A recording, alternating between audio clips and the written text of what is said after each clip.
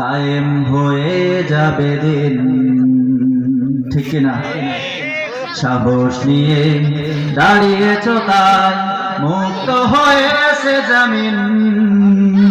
সাহস করে দাঁড়ালে আর একবার কায়েম হয়ে যাবে দিন। তাই নয় নয় নয় আর কোন ভয়, আনতে হবে দিনের বিজয়, দিনের বিজয়। যারা ভেবেছিল ছাড়বে না আর ক্ষমতার মসনদ, দেখেছে ওরা রবের পাকড়াও কি করে করে নাস্তানাবো। তাই নয় নয় নয় আর কোনো ভয়, আনতে হবে দিনের বিজয়, দিনের বিজয়। মানুষের সাথে যারা করেছে দুশ্মনী, করেছে বাড়াবাড়ি,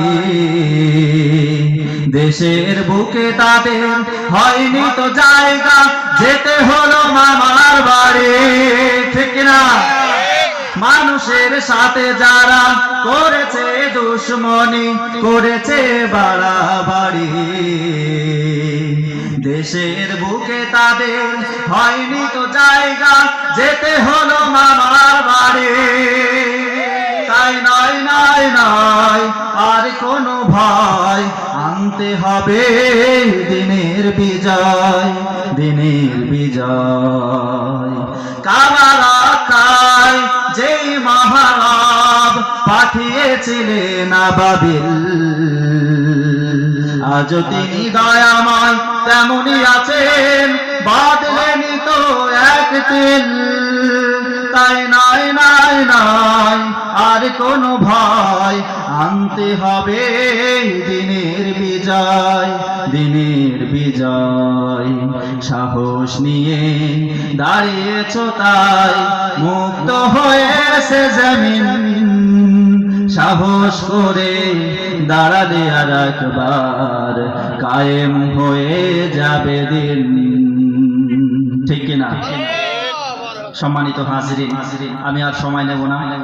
আমাদেরকে শুধুমাত্র মনে রাখতে হবে বাংলার জমিনে ছাত্র ছাত্রী জনতা থেকে নিয়ে শুরু করে বাংলার সাধারণ আপামর জনগণ, বাংলার পীর খেলাফতকে যারা রক্তে রঞ্জিত করে বাংলার জমিন থেকে ফ্যাসিস্ট স্বৈরাচারকে মুক্ত করতে বাধ্য হয়েছে, ঠিক তেমনি ভাবে আগামী দিন যদি বাংলার জমিনে কোরআনের পতাকা উত্তোলন করতে হয়, তার জন্য বাংলার পীর খেলাফতকে যদি আবার রক্তে রঞ্জিত করতে হয়, রাজি আছেন কারা কারা?